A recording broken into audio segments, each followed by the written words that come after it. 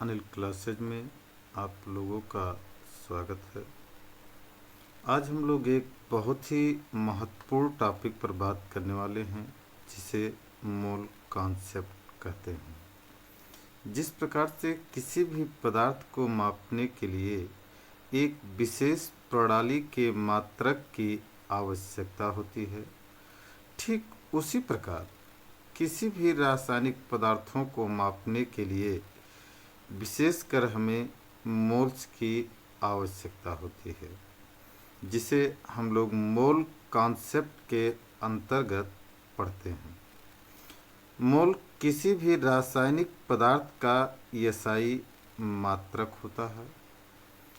SI को हिंदी में अंतर्राष्ट्रीय प्रणाली कहा जाता है। एक मोल बराबर 6.023 इंटू 10⁻23 मॉलिक्यूल्स या अणु के बराबर होता है। मोल का तात्पर्य ढेर से होता है। मोल का तात्पर्य ढेर, या इसे इंग्लिश में हीप भी कहा जाता है, या इसे पाइल भी कहते हैं। मोल्स को ज्ञात करने के लिए हमें मोल्स के 5 फार्मूले ज्ञात होते हैं, जिसके आधार पर हम मोल्स की संख्या ज्ञात कर सकते हैं। पहला फार्मूला इसका होता है अणु के मोलों की संख्या।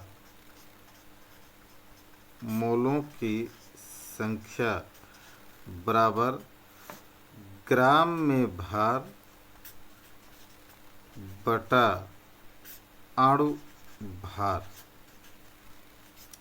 अब समस्या यह आती है कि हमें अणु भार कैसे ज्ञात होगा। उदाहरण के तौर पर एसिटिक एसिड का अणु भार ज्ञात करते हैं। एसिटिक एसिड का जो सूत्र होता है उसे CH3COOH कहा जाता है। अणुभार वास्तव में परमाणु भार के आधार पर ज्ञात किया जाता है। अणुभार को ज्ञात करने के लिए हमें इसमें कार्बन का परमाणु भार 12, ऑक्सीजन का परमाणु भार 16, हाइड्रोजन का परमाणु भार 1 दिया होगा। एसिटिक एसिड का अणुभार ज्ञात करने के लिए इसमें सभी परमाणुओं के परमाणु भारों को जोड़ दिया जाता है। जैसे इसमें 2 कार्बन हैं, इसलिए 2 गुणे कार्बन का परमाणु भार 12 प्लस 2 ऑक्सीजन हैं, ऑक्सीजन का परमाणु भार 16 गुणे 2 प्लस 4 हाइड्रोजन हैं, 4 गुणे 1, 12 दूना 24 प्लस 16 दूना 32 प्लस 4 करने 4, 32 4 36 और 24 60। इस प्रकार एसिटिक एसिड का अणुभार 60 ज्ञात हो जाता है। दूसरा एग्जाम्पल लेते हैं अमोनिया।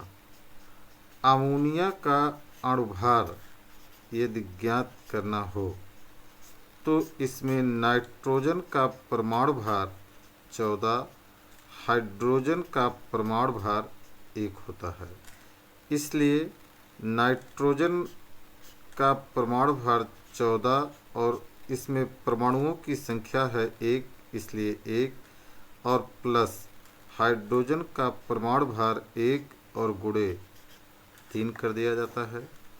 14 करने में 14 प्लस 3 करने में 3, 14 3 17। इस प्रकार अमोनिया का अणुभार 17 ज्ञात हो जाता है। आते हैं मोल्स के दूसरे फार्मूले पर। मोल्स का दूसरा फार्मूला अणु के मोलों की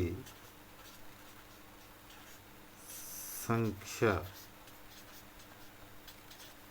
बराबर प्राप्त गैस का आयतन NTP पर लीटर में बटे 22.4। इसमें भी एक नया शब्द आ जाता है NTP। NTP का full form normal temperature and pressure होता है। इसमें नॉर्मल टेम्परेचर को 0 डिग्री सेल्सियस या इसे 273 केल्विन कहा जाता है। नॉर्मल प्रेशर के कई सारे मात्रक होते हैं, जिसमें नॉर्मल प्रेशर इक्वल टू लेते हैं 1 ATM। ATM मतलब होता है एटमॉस्फेरिक प्रेशर या हिंदी में वायुमंडलीय दाब। नॉर्मल प्रेशर को ही हम इक्वल कर सकते हैं 760 mm मतलब मिलीमीटर ऑफ Hg होता है। इसी को हम इक्वल कर सकते हैं 76 सेंटीमीटर ऑफ Hg, क्योंकि 10 मिलीमीटर बराबर 1 सेंटीमीटर होता है, इसलिए 760 मिलीमीटर ऑफ Hg बराबर हो जाएगा 76 सेंटीमीटर ऑफ Hg। इसी नॉर्मल प्रेशर को हम पुनः लिख सकते हैं 1.032 बार। इसका एक अन्य मात्रक भी ले सकते हैं 1.01 इंटू 10⁵ न्यूटन प्रति मीटर स्क्वायर, या इसे पास्कल भी कहा जाता है। इसका अन्य मात्रक हो जाएगा 981 इंटू 76 इंटू 13.6 डाइन्स पर सेंटीमीटर स्क्वायर। इस प्रकार हमने देखा कि नॉर्मल टेम्परेचर और प्रेशर कितना कितना होता है, जिसमें नॉर्मल टेम्परेचर को 0 डिग्री सेल्सियस या 273 केल्विन कहा जाता है। नॉर्मल प्रेशर के कई सारे मात्रक हैं, जिसमें नॉर्मल प्रेशर बराबर 1 वायुमंडल या ATM। Normal pressure equal to होता है 760 mm of Hg। Normal pressure equal to हो जाएगा 76 सेंटीमीटर ऑफ Hg। ये इक्वल टू हो जाएगा 1.032 बार। नॉर्मल प्रेशर ही इक्वल टू होता है 1.01 into 10⁵ newton per metre square, या इसे पास्कल भी कहा जाता है।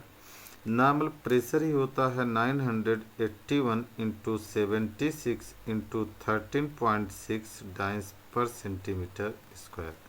आते हैं मोल्स के तीसरे फार्मूले पर। मोल्स के तीसरे फार्मूले को अगर देखा जाए तो होता है 1 मोल ऑफ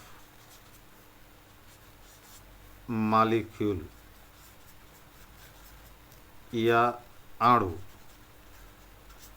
बराबर कणों की संख्या।